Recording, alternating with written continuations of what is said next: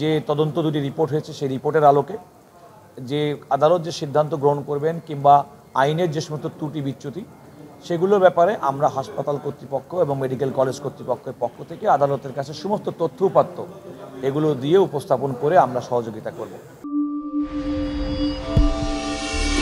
আয়ান যে মামলাটির কথা বললেন সেটি হচ্ছে জনস্বার্থে দায়েরকৃত একটি মামলা।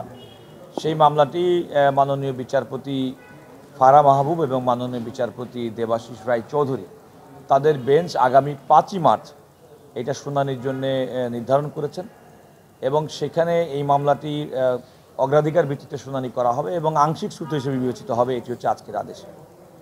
আমরা ইউনাইটেড হাসপাতাল পক্ষ থেকে মেডিকেল কলেজ হসপিটালের পক্ষ থেকে উপস্থিত ছিলাম এবং আদালতের যে প্রত্যাশা যে এই মামলাটির মাধ্যমে এদেশের মানুষ যে সুচিকিৎসা পাবে এবং সেই চিকিৎসা নিশ্চিত করার জন্য বিদ্যমান আইন এবং বিধির মধ্যে কোনো অসামঞ্জস্যতা আছে কিনা, কোনো ফ্লজ আছে কিনা কিংবা আরও কীভাবে করা সম্ভব, এই সমস্ত বিষয়গুলো পর্যালোচনা করে আদালত একটি সুচিন্তিত রায় দিবেন বলে আমরা প্রত্যাশা করেছি।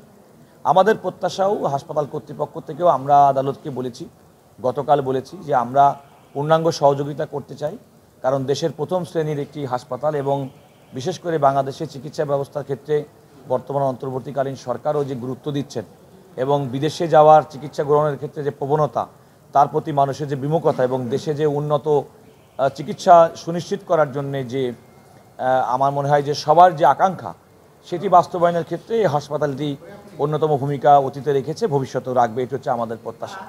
আমরা আদালতকে বলেছি যে একটি দুর্ভাগ্যজনক ঘটনার পরিপ্রেক্ষিতে যে তদন্ত দুটি রিপোর্ট হয়েছে সেই রিপোর্টের আলোকে যে আদালত যে সিদ্ধান্ত গ্রহণ করবেন কিংবা আইনের যে সমস্ত ত্রুটি বিচ্যুতি সেগুলোর ব্যাপারে আমরা হাসপাতাল কর্তৃপক্ষ এবং মেডিকেল কলেজ কর্তৃপক্ষের পক্ষ থেকে আদালতের কাছে সমস্ত তথ্য উপাত্ত এগুলো দিয়ে উপস্থাপন করে আমরা সহযোগিতা করব। এখানে একটি কথা বলে রাখা ভালো, সেটি হচ্ছে যে দেখেন এখানে দুইটি প্রতিবেদন আসছে।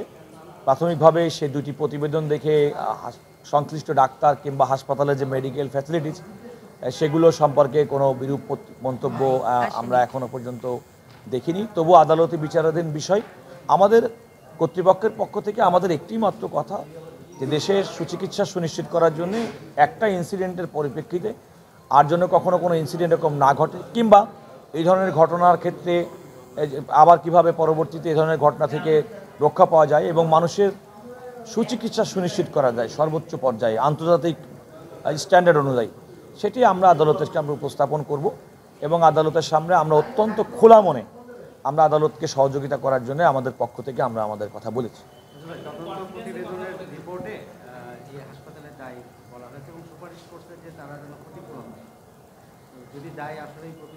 না দেখুন আসলে এই যে রিট পিটিশন যেটি করা হয়েছে জনস্বার্থে, সেখানেও তো ক্ষতিপূরণের জন্য একটা আবেদন করেছেন। প্রকৃতপক্ষে একটি রিপোর্ট এখানে মনে রাখতে হবে, কিন্তু প্রথম একটি রিপোর্ট কিন্তু আদালতের নির্দেশে হয়েছিল, সেই রিপোর্টটি আদালত গ্রহণ করে নাই, পরে আরেকটি রিপোর্ট এসেছে। আমার মনে হয় চূড়ান্ত রুল বিবেচনায় সেক্ষেত্রে আদালত পূর্ণাঙ্গ সিদ্ধান্তে আসবেন। তবে এই মুহূর্তে বিচারাধীন বিষয়ে কোনো মন্তব্য করা ঠিক না, কারণ যেহেতু জনগণের স্বাস্থ্য চিকিৎসা পাওয়ার যে অধিকার, সে অধিকার বিষয়ক আদালতের যে উদ্বেগ সেটিও আপনারা লক্ষ্য করেছেন। আদালতে চায় যে বাংলাদেশের মানুষ যেন সুচিকিৎসা পায়, প্রত্যেকটি হাসপাতাল ক্লিনিকে গিয়ে সেজন্য মনে করে যে আমি একটি নিরাপদ জায়গায় এসেছি যেখান থেকে আমি সুচিকিৎসা পাবো। তো সেমন একটি পরিবেশ যেন সবাই ক্ষেত্রে বাংলাদেশে হয়, এটা আমাদের সবার প্রত্যাশা, সবার চাওয়া। এখানে হাসপাতাল কর্তৃপক্ষ তো সেই কাজটাই করছে।